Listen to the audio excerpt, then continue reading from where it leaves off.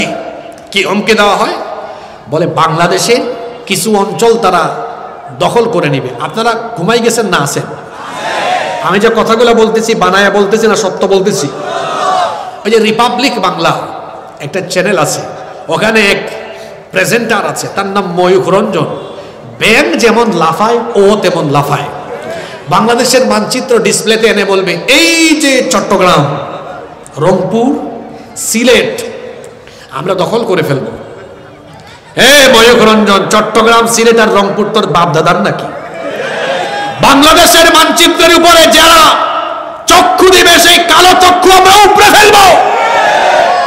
এই দেশের দিকে যারা কালো হাত বাড়াবে, এই দেশের 20 কোটি জনগণ সেই কালো হাতকে ভেঙে চুরে টুকরা টুকরা করে দিবে। উদাহরণ হলো ওই শিয়াল মামার মতো। একবার এক শিয়াল মুরগির খামারের পাশ দিয়ে যাচ্ছে। এখন মুরগির খামারের মালিক যিনি, উনি যে নেট আছে না, নেট দিয়ে চতুর্দিক আটকায় রেখেছে। শিয়াল এসে বলে, হে মুরগি, তোদেরকে দেখে বই মায়া লাগতেছে রে, কষ্ট লাগে। শিয়াল মামা আপনার এত কষ্ট লাগে কেন? মুরগি জিজ্ঞেস করে। শিয়াল বলে, কষ্ট লাগবে না, আমার দিকে তাকায় দেখ, আমার কোনো নেট নাই, আমি কোনো চার দেয়ালে বন্দি নাই, আমি স্বাধীনভাবে ঘুরে বেড়াই। তোদের মালিক বড় জালিম, তাদেরকে আটকায় রেখেছে এভাবে, চার দেয়ালে বা নেটের ভেতরে বন্দি করে রেখেছে। এক মুরগি তখন কয়, মামু আপনার মতলব আমরা বুঝছি। কি বুঝছো? আপনার মতো আমরা যদি স্বাধীন হতাম, আমাদের মালিক যদি আমাদেরকে এইভাবে আটকায় না রেখে আমাদেরকে তোমার মতো স্বাধীন করে ছেড়ে দিত, আপনার মতলব ভালো করে জানি, আপনি তখন আমাদেরকে ধরতেন আর মজা করে খাইতেন। শিয়াল যেমন মুরগির স্বাধীনতা চায়, ঠিক তেমনি নারীবাদীরা নারী স্বাধীনতার নামে নারীদেরকে বেপরদা করে রাস্তায় নামিয়ে নারীদের ইজ্জত লুণ্ঠনের ব্যবস্থা করতে চায়। আমার মা বোনদেরকে বুঝতে হবে, পর্দার এই বিধান আপনাদের ইজ্জত সম্মান বাড়ানোর জন্য এসেছে, আপনাদের সেফটি সিকিউরিটি প্রোটেকশনের জন্য এই পর্দার বিধান দিয়েছেন কে? একজন নারী বেপরদা হওয়ার পেছনে পুরুষেরও দায়বোধ কম নয়। সেই ঘরের পুরুষের দায়িত্বহীনতার কারণেই তো নারী বেপরদা হয়েছে। আপনি হাজব্যান্ড, আপনি স্বামী, আপনি যদি সচেতন থাকেন, আপনার ঘরের বউ কি বেপরদা হতে পারবে? আপনি বাবা, আপনি যদি সচেতন থাকেন, আপনার মেয়ে কি বেপরদা হয়ে চলাফেরা করতে পারবে? আপনি কেমন পুরুষ বলেন তো? আপনার ছোট্ট মেয়েটা ইন্টারমিডিয়েটে পড়ে, এসএসসিতে পড়ে, অর্থ তখন ভরা যৌবন চলছে, ওকে আপনি বের করে দিলেন। আপনাকে আমি এভাবে বুঝাই, আপনার বয়স যখন 18, 19, 20, 22 বছর ছিল, ওই বয়সে আপনি হয়তো ভালো মানুষ ছিলেন, আপনার বয়সী আশপাশের ছেলেরা এরকম বেপরদা মেয়ে রাস্তায় দেখলে কি করত, কি বলতো, একটু ভাবুন তো। আপনার মেয়েটাকে এভাবে বের করে দিলেন। আর যারা ব্যক্তিত্বহীন পুরুষ, যারা তার বউকে বেপরদায় রাস্তাঘাটে নিয়ে ঘুরে চলাফেরা করে, নিজের বউয়ের ফটো ফেসবুকে আপলোড দেয়, মেসেঞ্জার হোয়াটসঅ্যাপের স্টোরিতে আপলোড দেয়, এরা হলো রুচিহীন, ব্যক্তিত্বহীন এমন পুরুষ যারা পুরুষ নামের কলঙ্ক। তোমার বউয়ের নাক কেমন, ঠোঁট কেমন, গাল কেমন, তার চেহারা সুরত কেমন, পাবলিক দেখে মজা নেয়, তারপরে বলে দেখছ দুস্থ, দেখতে কি সুন্দর। আপনার কানে এগুলো আসে, আপনার খারাপও লাগে না, আপনি তো রুচিহীন ব্যক্তিত্বহীন এক পুরুষ। আপনার পুরুষত্ব আছে কিনা দেখা দরকার। বিয়ে করলেন আপনি, মোহরানা দিলেন আপনি, আর মজা নেয় মানুষ। আপনার খারাপও লাগে না, আপনার বউকে আপনি দেখেন। ইসলাম কত সুন্দর। বিবাহের আগে পরনারীর দিকে আপনি ইচ্ছে করে তাকালে গুনাহ হবে, তার সাথে আপনি যদি অপ্রয়োজনে কথা বলেন গুনাহ হবে। কিন্তু যখন একটা মেয়েকে বিয়ে করে ফেলবেন, তখন আপনি তার দিকে তাকালেও সওয়াব হয়, তার সাথে কথা বললেও সওয়াব হয়, তার কাছে গেলেও তখন আমলনামায় সওয়াব হয়।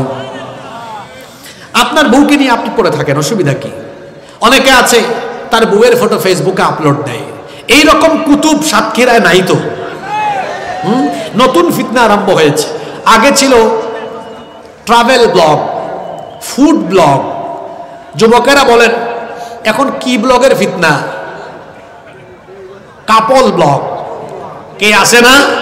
হাজবেন্ড ওয়াইফ কেমনে খাওয়া দাওয়া করে, কেমনে ঘোরাঘুরি করে, তারপর তার বউ কি রান্না করে এটা ভিডিও করে ঘরের ভিতর সব মানুষকে দেখায়। দুইজন মিলে কোথায় যায় সব ভিডিও করে ফেসবুকে, ইউটিউবে এগুলো আপলোড করে লাইক আর কমেন্ট ভিক্ষা করে, একটু পরিচিতি চায়। আবার কেউ আছে চ্যানেল, ফেসবুক পেজ মনিটাইজ করে ডলার কামানোর ধান্দা এগুলো করে। যারা লাইক কমেন্টের ভিক্ষায়, পরিচিতি পাওয়ার ধান্দায়, কিছু ডলার কামানোর আশায় নিজের বউকে এভাবে সোশ্যাল মিডিয়া বা ইন্টারনেটে ছেড়ে দিয়ে মানুষের ভোগের পণ্য বানিয়েছে, এরা হলো বেহায়া, বেশরম, পুরুষ নামের কলঙ্ক, মানুষরূপী শয়তান। আর কোনো ব্যক্তিত্ব নাই। ও শয়তানের খলিফা, শয়তানকে রিটায়ার্ডে পাঠায়া শয়তানের কাজ সে আঞ্জাম দেয়। শয়তান তো এইটাই চায়। শয়তান কি চায়? সমাজে অশ্লীলতা ছড়িয়ে পড়ুক, জিনা ছড়িয়ে পড়ুক, সমাজ বেপরদায় সয়লাভ হয়ে যাক। এটা কে চায়?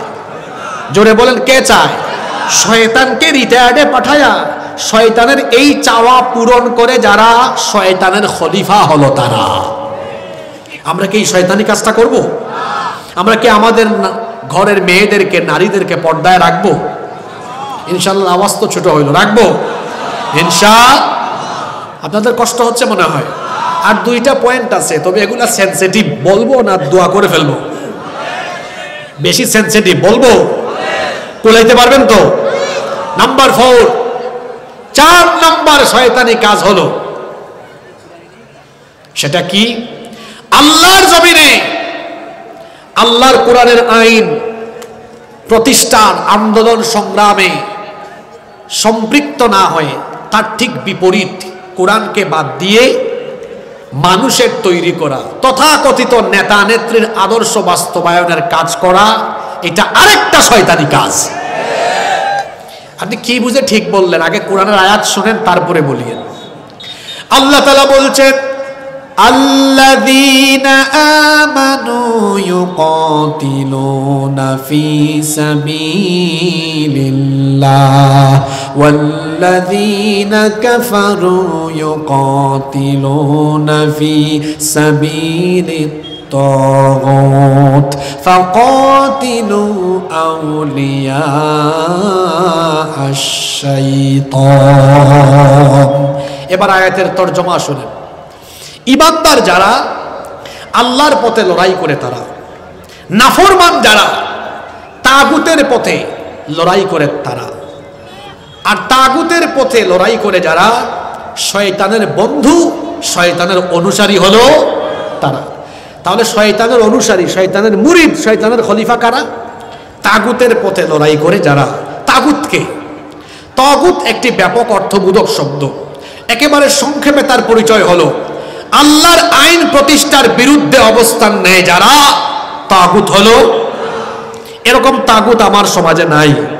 যেমন ফেরাউনকে আল্লাহ কোরআনে তাগুত বলেছেন, ইযহাব ইলা ফিরআউনা ইন্নাহু তাগা। আল্লাহ মুসা নবীকে বলেছেন ফেরাউনের কাছে যাও, কারণ সে সীমালঙ্ঘনকারী তাগুত। এখন এই ধরনের তাগুত আপনি চিনবেন কেমনে? আমার দিকে তাকান। আপনাদের এই ঝাউডাঙ্গা মসজিদে ইমাম সাহেব বয়ান করলেন, আমাদের এই মসজিদ আল্লাহর আইনে পরিচালিত হোক। সবাই চান কিনা? সভাপতি, সেক্রেটারি, ক্যাশিয়ার, মুসল্লি সবাই হাত তুলে বলবে হুজুর আমরা চাই, একমত আমরা।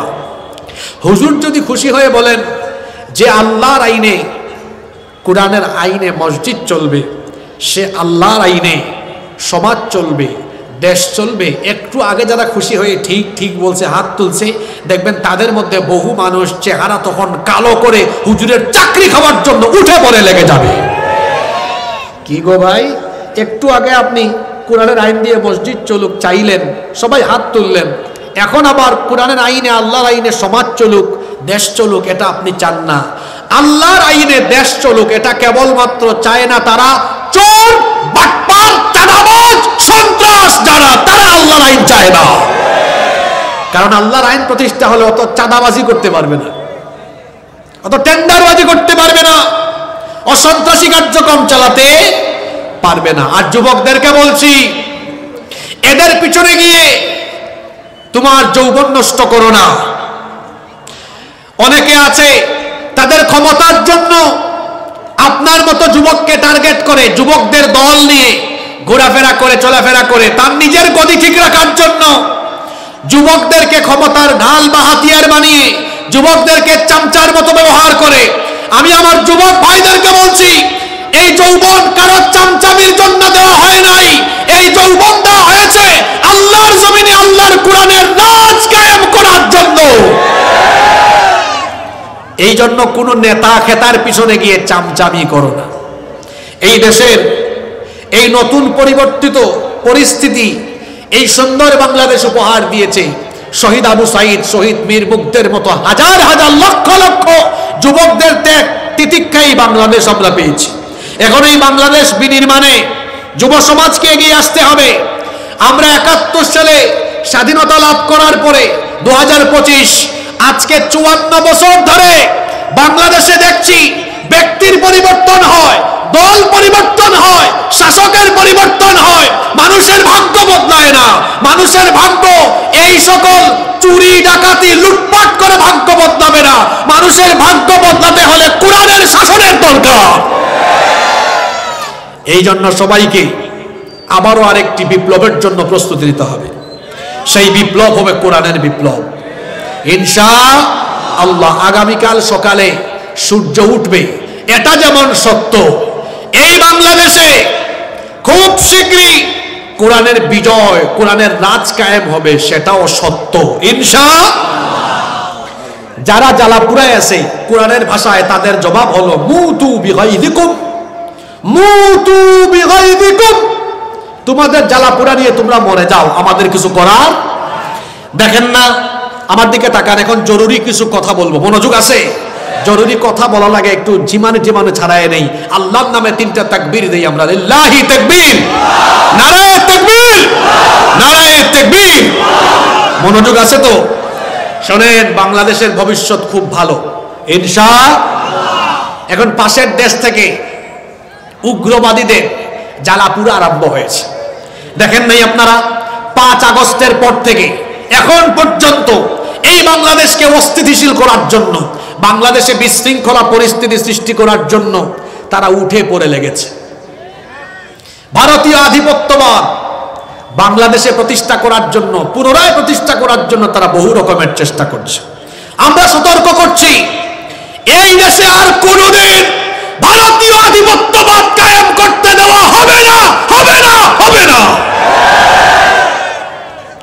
আপনারা জানেন 5ই আগস্টের পর থেকে আমাদের পাশের দেশের মিডিয়ায় আমাদের বাংলাদেশের বিরুদ্ধে এক নাগারে মিথ্যাচার, এক নাগারে আমাদের বিরুদ্ধে বিষেধাগার ছড়ানো হয়েছে। কি বলা হচ্ছে? বলা হচ্ছে বাংলাদেশে নাকি জঙ্গিবাদ কায়েম হয়ে গিয়েছে, এখানে হিন্দু এবং সংখ্যালঘু অমুসলিম যারা আছে তাদের ঘর বাড়ি জ্বালায়া পুরায় নাকি শেষ করে দেওয়া হচ্ছে। কথাটা সত্য না মিথ্যা? জোরে বলেন। বরং বাস্তব চিত্র হলো বাংলাদেশে অমুসলিমরা জামায়াতরে আছে, থাকবেও ইনশাআল্লাহ। আমরা বলি কি মায়ের চেয়ে মাসির দরদ, ওরা বলে বাংলাদেশে জঙ্গিবাদের উত্থান হয়েছে। আমি বলি কি নিজের চরকায় তেল দাও।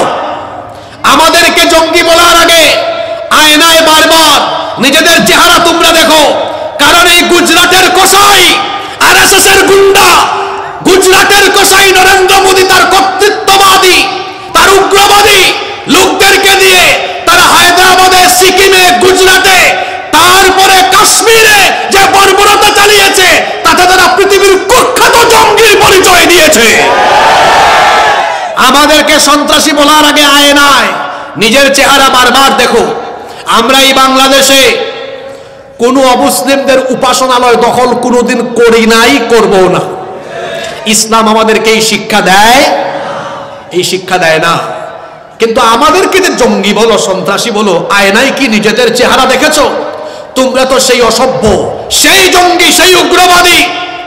তোমরা আমাদের শত শত বছরের ঐতিহ্য, আমাদের বাবরি মসজিদ দখল করে রাম মন্দির বানিয়ে পৃথিবীর 200 কোটি মুসলমানদের কলিজায় আগুন ধরিয়ে দিয়েছো। বাংলাদেশে কি আমরা কোনো মন্দির দখল করেছি? না, কোনোদিন করব। আমাদের দিন কি আমাদেরকে এটা শেখায়?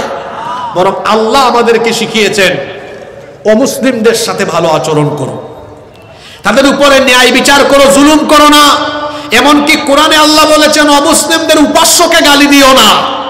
তুমি যদি তাদের দেবতাকে উপাস্যকে গালি দাও, তারাও তো তোমার আল্লাহকে গালি দিতে পারে। সুবহানাল্লাহ, এত শান্তির কথা কোরআনে আছে। আল্লাহ আরো বলেছেন, নবী মুহাম্মদুর রাসূলুল্লাহ সাল্লাল্লাহু আলাইহি ওয়াসাল্লাম বলেছেন, কখনো কোনো অমুসলিমদের উপাসনালয়ে হামলা চালায়ও না। আমরা তো সেই শিক্ষায়, সেই দীক্ষায় দীক্ষিত মুসলমান। এজন্যই তো আমার পূর্বপুরুষরা 750 বছর ভারতকে শাসন করেছেন। এই ভারতীয় উপমহাদেশে কোনোদিনও তারা অন্য ধর্মের, অন্য মতের মানুষদের উপরে জুলুম নির্যাতন চালায় নাই। আজকে 1947 থেকে এই 2025 কত বছর হয়? এই 72, 73, 74 বছর ধরে তারা ভারতবর্ষ শাসন করে, তারা কর্তৃত্ববাদের ফলে, কর্তৃত্ববাদ কায়েম করে সেই দেশের সংখ্যালঘু যারা মুসলমান তাদের উপর জুলুম নির্যাতনের স্টিম রোলার চালিয়েছে। আমার দেশে তারা তাদের একচ্ছত্র আধিপত্যবাদ কায়েম করেছিল। এখন যখন ছাত্র জনতা ঐক্যবদ্ধ হয়ে বাংলাদেশকে তাদের আধিপত্য থেকে মুক্ত করেছে, তাদের আধিপত্যবাদ থেকে মুক্ত করার পরে তাদের মাথা এখন খারাপ হয়ে গিয়েছে। তাদের মিডিয়ায় মিথ্যাচার ছড়াতে ছড়াতে এখন একেবারে হুমকি, কি হুমকি দেওয়া হয়? বলে বাংলাদেশের কিছু অঞ্চল তারা দখল করে নেবে। আপনারা ঘুমাই গেছেন না আছেন? আমি যে কথাগুলো বলতেছি বানায়া বলতেছি না সত্য বলতেছি? ওই যে রিপাবলিক বাংলা একটা চ্যানেল আছে, ওখানে এক প্রেজেন্টার আছে, তার নাম ময়ূখ রঞ্জন। ব্যাং যেমন লাফায় ও তেমন লাফায়।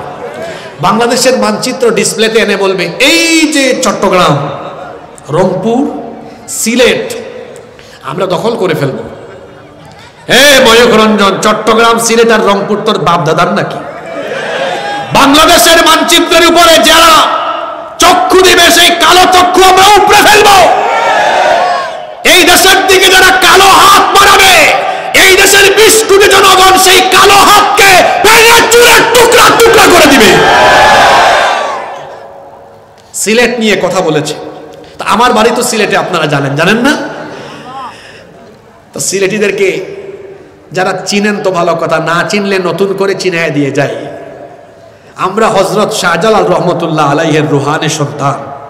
তিনি 360 জন আউলিয়া নিয়ে সুরমা নদীর উপর দিয়ে সিলেটে ঢুকেছেন। আল্লাহর ওলি সিলেটে ঢুকার সময় সুরমা নদীর নৌকা টুকা কিছুই নাই, যায় নামাজ বিছায়া, আল্লাহর ওলির কারামত দেখেন, যায় নামাজ বিছায়া সুরমা নদী পাড়ে দিয়ে সিলেটে ঢুকেছেন। আল্লাহু আকবার। তারপরে গৌর গোবিন্দকে সিলেট থেকে উৎখাত করে দিয়েছেন। গৌর গোবিন্দের উত্তরসূরিরা যদি সিলেটের দিকে হাত বাড়ায়, শাহজালালের উত্তরসূরিরা সেই কালো হাত ভেঙে চুরে টুকরা টুকরা করে দিবে, সাতক্ষীরার মানুষ গিয়ে সহযোগিতা করবে। তা আমাদের সিলেটে মানুষ আঞ্চলিক ভাষায় বড় মজা করেও বলছে, শান্তিপ্রিয় মানুষ বলতেছে, আও বা ইয়া হামাও, হামানির বাদে বুঝবাই বাদাম দিব। বুঝছেন আপনারা? আও মানে আসো, আইয়া হামাও মানে এসে ঢুকো, বাদে দইয়া বাদাম দেব। বাদাম মানে বুঝছেন তো আপনারা? হ্যাঁ, মাইর হবে। আমি সতর্ক করছি, আপনাদেরকেও বলে যাচ্ছি, আমরা মুসলমান, আমরা যুদ্ধপ্রিয় নই, আমরা শান্তিপ্রিয়। জোরে বলেন আমরা কি? আমরা শান্তিপ্রিয় বলেই তো 5ই আগস্ট থেকে জানুয়ারির আজকে 7 তারিখ পর্যন্ত এত উস্কানি দেওয়া হয়। আমরা উস্কানিতে পা না দিয়ে আমরা সবাই শান্তিপ্রিয় আছি, এখনো আছি না? আমরা শান্তিপ্রিয় আছি, এটাকে আমাদের দুর্বলতা ভাববেন না। মুসলমানদের স্বভাব হলো আমরা ডিফেন্সিভ, আমরা আক্রমণাত্মক নই, আমরা কাউকে আগে আক্রমণ করি না। তবে আমাদের স্বভাব হলো আমাদেরকে কেউ আঘাত করলে আমরা আক্রান্ত হলে কাউকে ছেড়েও দেই না। তারা আমাদেরকে হুমকি দেয়, আমাদের ভূমি তারা দখল করবে, এত সহজ। তারা হিসাব করে, সেদিন দেখলাম এক ভারতীয় চ্যানেলে হিসাব করে, এদের মিলিটারি কম, যুদ্ধ বিমান কম, যুদ্ধ জাহাজ কম, সাবমেরিন কম, জনসংখ্যা কম, ব্যাককলের দল। আমাদের যদি কিচ্ছুও না থাকে, আমাদের ইমান আছে, তোদের ইমান নাই। এই ইমানি অস্ত্রের সামনে আমাদেরকে মোকাবেলা করার মতো কোনো শক্তি পৃথিবীতে এখনো হয় নাই। মুসলমান তো কোনোদিন সংখ্যা দিয়ে বিজয়ী হয় নাই, আমরা যুগে যুগে বিজয়ী হয়েছি ইমানের কোয়ালিটি দিয়ে। বদরে আমাদের সংখ্যা কম ছিল, কাফিরের সংখ্যা বেশি ছিল, আমাদেরকে সাহায্য করেছেন কে? ওরা হিসাব নিকাশ কিছুই বুঝে না, কিছুই বুঝে না। সূরা আনফাল, কোন সূরা? জোরে বলেন। আয়াত নাম্বার 65। আয়াত নাম্বার কত? আল্লাহ আয়াতে বলছেন ইয়াকুম মিনকুম 20 সাবিরুনা ইয়াগলিবু মিআতাইন। শুনতেছেন আপনারা? ওই ব্যাককল্লা যারা নিউজ রুমে বসে হিসাব করে, ওদেরকে হিসাবটা দেই আমি। ওরা যদি আমার এই হিসাব শুনে রাখি ইন্টারনেটে তো ভালো। দেখ ব্যাককলার দল, হিসাব আমাদের কোরআনে আল্লাহ দিয়েছেন। হিসাবটা কে দিয়েছেন? সূরার নাম সূরা আনফাল। ওদের কাছেও কোরআন শরীফ আছে, ওরা যেন মিলায় নেয় আর কি। সূরার নাম সূরা আনফাল, এটা 8 নম্বর সূরা। কয় নম্বর সূরা? আয়াত নাম্বার কত? এখানে আল্লাহ কি বলছেন? ইয়াকুম মিনকুম 20 সাবিরুনা ইয়াগলিবু মিআতাইন। যদি ইমানের উপরে দৃঢ় থাকা ইমানদারের সংখ্যা হয় 20 জন, এই 20 জন 200 জনকে পরাজিত করে দিবে। খায়বারের যুদ্ধে হযরত আলী রাদিয়াল্লাহু আনহু, আল্লাহর নবী বললেন আজকে আল্লাহ আলীর হাতে খায়বারের বিজয় দান করবেন। সুবহানাল্লাহ পড়বেন না? হযরত আলী রাদিয়াল্লাহু আনহু সেই দিন এক হাতে তলোয়ার, আরেক হাতে খায়বারের একটা লোহার কপাট, বিরাট এক কপাট। কপাট বুঝেন তো? দরজা আর কি, দরজা। এক হাতে দরজা এটা আলগায়া একদম কাফিরদেরকে সাইজের উপর সাইজ করেছেন। যুদ্ধ যখন শেষ হয়েছে, সবাই যখন শুনলো আলী রাদিয়াল্লাহু আনহু হাতে কপাট নিয়ে কাফিরদেরকে সাইজ করেছেন, সাহাবীরা বলেন আলী এত বড় কপাট তো একজন তোলা যায় না, এটা তুমি তুলছো কেমনে? কয়েকজন লাগে তুলতে। আমি পারি তো। তিনি যখন এটা তোলার জন্য হাত দিলেন, এখন না, জোরে বলেন এখন না, তিনি শরম পেয়ে গেলেন। আল্লাহ রাসূল বলেন আলী লজ্জা পেও না, কাফিরদেরকে সাইজ করার জন্য যুদ্ধের টাইমে আল্লাহই তোমার গায়ে এত শক্তি ঢেলে দিয়েছিলেন। সুবহানাল্লাহ। জুলাই আগস্টে আমার দেশের ছাত্রদের হাতে কোনো অস্ত্র ছিল? জোরে বলেন ছিল? আপনারা একটা ভিডিও দেখেছেন ফেসবুকে, পুলিশ বলতেছে কয় স্যার একটারে মারি 4টা দাঁড়িয়ে যায়, ভয় পায় না। একজনের হাতে অস্ত্র শস্ত্র ছিল না, কিন্তু আমার মনে হয় মুসলিম যুবকদের বুকে বুক ভরা ইমান, ইমানি তেজ নিয়ে দাঁড়িয়েছিল বলে অস্ত্র শস্ত্র দিয়েও এই ইমানদার যুবককে মোকাবেলা করা যায় না। এবার আসেন হিসাবে। আল্লাহ হিসাবটা দিয়েছেন, তাইলে যুদ্ধের সময় মুসলমানরা কয় গুণ শক্তিশালী হয়? জোরে বলেন কয় গুণ? আমাদের দেশের জনসংখ্যা হলো 18 বা 20 কোটি। এখানে মুসলমান আছে 14 কোটি সংখ্যায়, কিন্তু যুদ্ধের মাঠে এদের কোয়ালিটি হলো 14 কোটি। 14 কোটি গুণ 10 সমান কত? 100। ব্যাককলের দল, এদেরকে বলবো হিসাব ভালো করে নাও। 14 কোটি গুণ 10 সমান কত? 140 কোটি। এখানে হিসাব শেষ না। তোমাদের জনসংখ্যা 130 কোটি, সেখানে 30 কোটি আমাদের ভাই, যারা বহুকাল ধরে নির্যাতিত। তো 30 কোটিকে গুণ করেন আরো 10 দিয়ে, হইল কত? 300 কোটি। ওই পারে 300, এই পারে 140 কোটি। মোট 440 কোটি যদি দুই দিক থেকে চাপ মারে, শিল পাটার মাঝখানে ঢুকলে যা হয়, পরিণতি তাই হবে। দুই দিক থেকে যদি 10 গুণ ইমানি কোয়ালিটি নিয়ে দুই দিক থেকে দুই পারের মুসলমানরা উগ্রবাদীদেরকে চাপ মারে, এবলা থাবলা হয়ে যাবে। শুধু কি তাই? এখানে আরেকটা হাদিস আছে যেটা নবীজি 1500 বছর আগে আপনাদেরকে শুনিয়ে গিয়েছেন, সেটা কি বলবো? এই হাদিসটা নাসাই ইবনে মাজাহ শরীফে এসেছে। আল্লাহর নবী বলেছেন ইসাবাতান মিন উম্মতি আহরাজাহুমাল্লাহু মিনান নার। আমার উম্মতের 2টা দলকে আল্লাহ তাআলা জাহান্নাম থেকে মুক্তি দিয়েছেন। সুবহানাল্লাহ। এদের জন্য জাহান্নাম মাফ, এদেরকে আল্লাহ জান্নাত দিবেন। সুবহানাল্লাহ পড়েন। কয়টা দল? এই 2 দলে থাকতে চান তো? একটা দল হলো, রাসূল বলছেন ইসাবাতুন তাগজুল হিন্দ, যারা হিন্দুস্তানের বিরুদ্ধে লড়াই করবে, যুদ্ধ করবে। হিন্দুস্তানের বিরুদ্ধে যুদ্ধে অংশ নেওয়া প্রত্যেকটা মুসলমানকে আল্লাহ জাহান্নাম থেকে বাঁচিয়ে দিবেন। কাদের বিরুদ্ধে? যুদ্ধে শহীদ হওয়া না অংশ নেওয়া? জোরে বলেন। তাহলে 1500 বছর আগে রসুল জানতেন এই এরিয়াতে, এই সীমানাতে, এই এলাকাতে হিন্দুস্তানের সাথে মুসলমানদের একটা যুদ্ধ হবে, যেটার নাম গাজওয়াতুল হিন্দ। রসুল বলেছেন এই যুদ্ধে অনেক মুসলমান শহীদ হবে, কিন্তু শেষ পর্যন্ত মুসলমান বিজয়ী হবে। সুবহানাল্লাহ বলবেন না? আর নবী বলছেন এই যুদ্ধে অংশ নেওয়া প্রত্যেক মুসলমানকে আল্লাহ জাহান্নাম থেকে মুক্তি দিয়ে দিবেন। আগেই বলেছি আমরা যুদ্ধপ্রিয় নই, আমরা শান্তিপ্রিয়। কিন্তু অশান্তির দাবানল জ্বালাতে জ্বালাতে যদি আমার দেশের মানচিত্রের উপরে শকুনের থাবা পড়ে, রসুলের হাদিস আজকে এখানে বলে গেলাম, এই হাদিসের শিক্ষা নিয়ে, গাজওয়াতুল হিন্দের চেতনা নিয়ে যখন এই দেশের 14 কোটি মুসলমান উগ্রবাদীদের বিরুদ্ধে মোকাবেলায় দাঁড়িয়ে যাবে, ইউনূস সাহেব বলেছেন 7 সিস্টারের কথা, আর রসুলের গাজওয়াতুল হিন্দের সেই হাদিস মনে করিয়ে দিয়ে গাজওয়াতুল হিন্দের চেতনা নিয়ে আমরা যখন নামবো, আমি বলে গেলাম শুধু 7 সিস্টার নয়, ভারত যদি বাংলাদেশকে অশান্ত করার জন্য দুই দেশের মুখোমুখি কোনো যুদ্ধের পরিস্থিতি তৈরি করে, ভারতবর্ষে আরেকটি পবিত্র যুদ্ধ অনুষ্ঠিত হবে। সেই গাজওয়াতুল হিন্দে যুবক, তরুণ, আবাল, বৃদ্ধ, বনিতা গাজওয়াতুল হিন্দের চেতনায়, শাহাদাতের চেতনায় যখন অংশ নিবে, ভারতের মানচিত্র টুকরা টুকরা হয়ে গিয়ে দিল্লিতে কালেমার পতাকা উড়িয়ে দেওয়া হবে।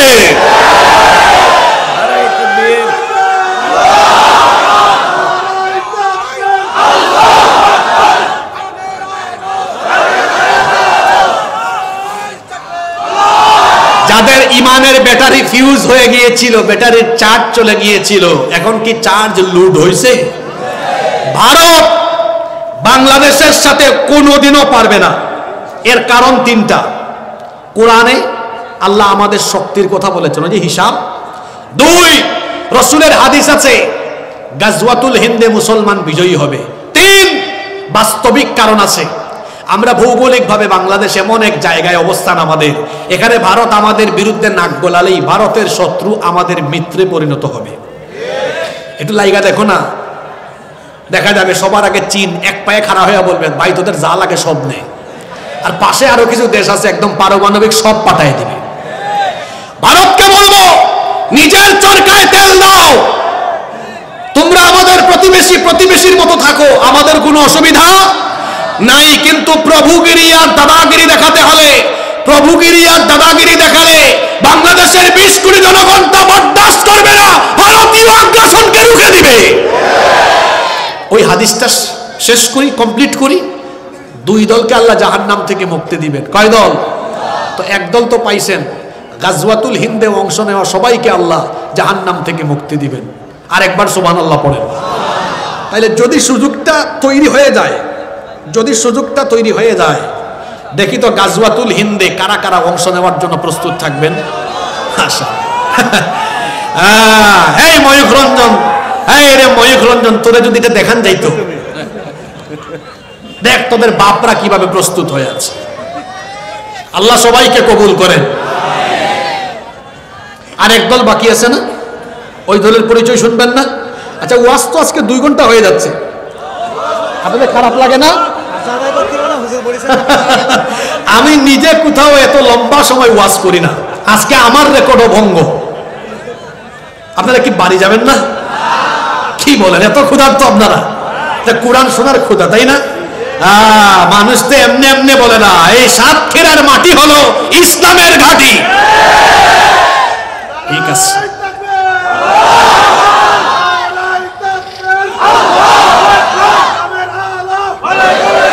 কি আজব মানুষ আপনারা। 2 ঘন্টা হয়ে গেল, এখনো আপনাদের বিরক্ত লাগে না, খারাপ লাগে না? তবে আমরা আর বেশিক্ষণ কথা বলবো না ইনশাআল্লাহ। আপনারা 5-7 মিনিট থাকতে পারবেন না? তাহলে আরেক দলের পরিচয় নেন। ওয়াইসাবাতুন তাকুনু মা ঈসা ইবনে মারইয়াম আলাইহিস সালাম। আমরা জানি পৃথিবীর একজন নবী মারা যান না এখনো, সেই নবীর নাম কি? কিন্তু খ্রিস্টানরা বলে ঈসা আলাইহিস সালামকে তারা শুলে চড়িয়ে হত্যা করেছে। আসলে তারা যাকে শুলে চড়িয়ে হত্যা করেছে উনি ঈসা ছিলেন না, উনি ছিলেন মিস্টার মিসা। তারা যখন সৈন্যদল নিয়ে গিয়েছিল ঈসা নবীকে ধরার জন্য, আল্লাহ তাআলা তখন ঈসা আলাইহিস সালামকে আসমানে উঠায় হেফাজত করেছেন। ওরা যখন ঢুকছে, ওদের এক সৈন্যকে আল্লাহ ঈসা নবীর সুরত দিয়েছেন। আল্লাহ কি পারেন না? ওরা সবাই মিলে তারা ধরছে, এই ঈসা তোরে পাইছে। কয় আমি ঈসা না, আমি মিসা। কয় তুই ঈসা না মিসা আমরা ভালো করে জানি। ধইরা নিয়ে গেছে, সে চিৎকার করে আমি ঈসা না, আমি মিসা। কয় তুই কিসের মিসা, তুই ঈসা। তারপরে শুলে চড়ায় তারা মারছে। তারা যাকে মারছে তিনি কি ঈসা না মিসা? ঈসা আলাইহিস সালাম আবার পৃথিবীতে আসবেন, দাজ্জালকে হত্যা করার জন্য আল্লাহ তাকে পাঠাবেন। ঈসা আলাইহিস সালাম আসার পরে দাজ্জালকে হত্যা করার জন্য তিনি যে বাহিনী গঠন করবেন, সেই বাহিনীতে যারা সৈনিক হবে, তার সাথী যারা হবে, আল্লাহ বলেছেন আমি তাদেরকে জাহান্নাম থেকে মুক্তি দিয়ে দিব। সুবহানাল্লাহ। আমরা যদি জীবদ্দশায় দুইটা চান্সের কোনো একটা চান্স বা দুইটাই পাই, আমরা কি মিস করব? জোরে বলেন মিস করব? আল্লাহ সবাইকে কবুল করেন। আসেন, আমি বলছিলাম 4 নাম্বার শয়তানি কাজের কথা।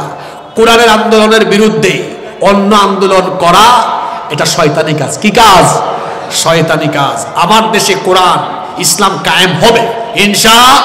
আমরা সবাই এর পক্ষে থাকবো। আমরা পক্ষে আছি না নাই? কষ্ট হচ্ছে আপনাদের না? 5 এবং সর্বশেষ কথায় আছে, শেষ ভালো যার সব ভালো। এত এত রিকোয়েস্ট আসতেছে, এই রিকোয়েস্ট গ্রহণ করতে হলে তো আবার প্রশ্ন আসতেছে। প্রশ্নগুলো আপনারা এখানে স্থানীয় মুফতি সাহেবদের সাথে করবেন ইনশাআল্লাহ। আচ্ছা, 5 নাম্বার শয়তানি কাজ, গান বাজনায় আসক্ত হওয়া। এটা আরেকটা শয়তানি কাজ। আমাদের এলাকায় গান বাজনা নাই তো? জোরে বলেন। গান বাজনা আমার সমাজে এমন ভাবে ঢুকে গিয়েছে যেন এটা আমাদের কাছে সহজ সরল ব্যাপার হয়ে দাঁড়িয়েছে। আল্লাহর নবী বলেছেন, আল গিনা ইয়ামবুতুন নিফাকু ফিল কলবি কামা ইয়ামবুতুল মাউজ যারা। পানি সেচ দিলে যেমন ফসলের উৎপাদন বাড়ে, ঠিক তেমনি ভাবে গান বাজনা মানুষের অন্তরের নিফাককে বৃদ্ধি করে দেয়। গান বাজনায় আসক্ত হয়ে গেলে মানুষের ঈমান দুর্বল হয়ে যায়, ঈমানটা ধীরে ধীরে চলে যাওয়ার অবস্থা হয়ে যায়। গান বাজনায় আসক্ত হয়ে গেলে মানুষ নিফাকে আচ্ছন্ন হয়ে যায়, অন্তর নাপাক হয়ে যায়। আজ গান বাজনা আমার সমাজে এমন ভাবে ছড়িয়ে পড়েছে, দেখবেন বেশিরভাগ বাড়িতে এখন গান বাজনা ছাড়া বিয়ে শাদী হয় না। এমন অবস্থা দেখা যায় বিবাহের দিন হুজুর ডেকেন বিবাহের খুতবা দেয়। হুজুর বিবাহের খুতবা দেওয়ার সময় কয়েকটা আয়াত তিলাওয়াত করেন, অন্যদিকে আগের রাতে কোরআন বিরোধী কাজ হয়েছে। গায়ে হলুদের নামে নারী পুরুষ একত্রিত হয়ে গান বাজনার আয়োজন করেছে, গান বাজনা দিয়ে বিবাহ শাদী শুরু হয়েছে। এখন আমাকে বলেন তো, বিয়ে কি শুধু সামাজিক অনুষ্ঠান না ইবাদত? আরো জোরে বলেন।